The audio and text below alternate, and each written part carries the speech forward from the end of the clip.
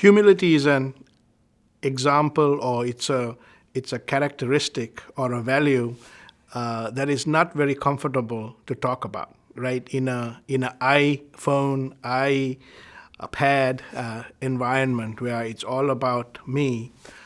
Humility is not something that is often talked about, whether it is in business school or whether it is in high school, because the whole focus is on ourselves. But I think the Bible teaches, and I believe that our parents and society teaches us that we all need to exercise humility. Humility doesn't come easy.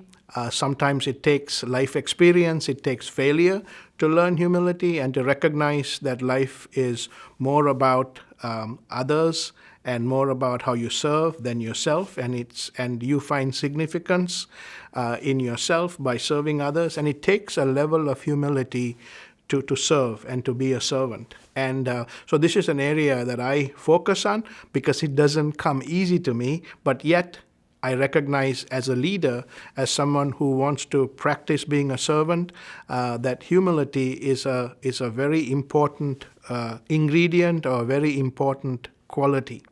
And I can tell you that not only do I have to work on it myself, I have to watch that in my children, right? Because sometimes, we all tend to get a little ahead of ourselves or a little full of ourselves, and we need a little bit of trimming or a little bit of pushback so that we are able to come back to who we are. And so this is really something as young people that we need to work on. This is something that we need to embrace. I can tell you that over the fact that I have worked over 30 years, there are many, many times where I've had to play second fiddle or to be not the main person, but the second person or the third person. I have to be in a second or a third position.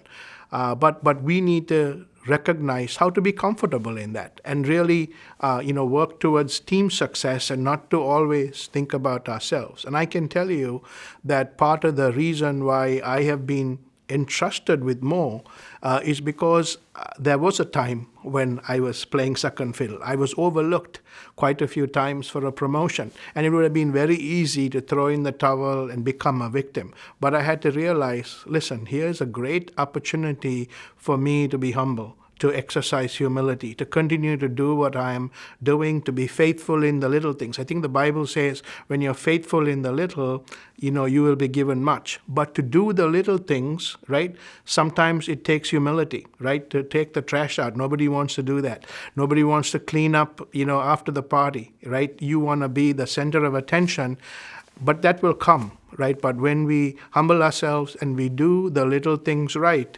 the good things will come to pass. And I can truly tell you that by being humble, by working at the thing that was in front of me, not always looking to be the one who was out there and, being the one who was always being on the podium, allowed me to just work in the background. There is a story of a very successful and eloquent preacher who does a really good job in public speaking. And if you take a close look at his story, the issue was that he was a cameraman for his father.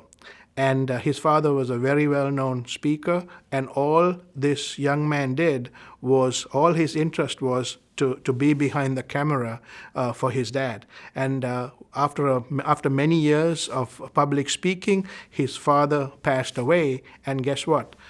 This young man was prepared behind the camera to be somebody who was, an incredible speaker, an incredible motivator. But guess where he learned that, right? He didn't learn that by being out there speaking. He just learned that by being behind the camera, just being faithful in the little things. So I would encourage you to find something and go do it and exercise humility in doing that.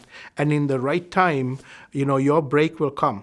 And the fact that you were faithful in the little things and that you showed a good attitude by being humble and exercising humility, the big break comes. And when it comes, guess what? You're going to be prepared in order to be able to take advantage of that opportunity. So go do it.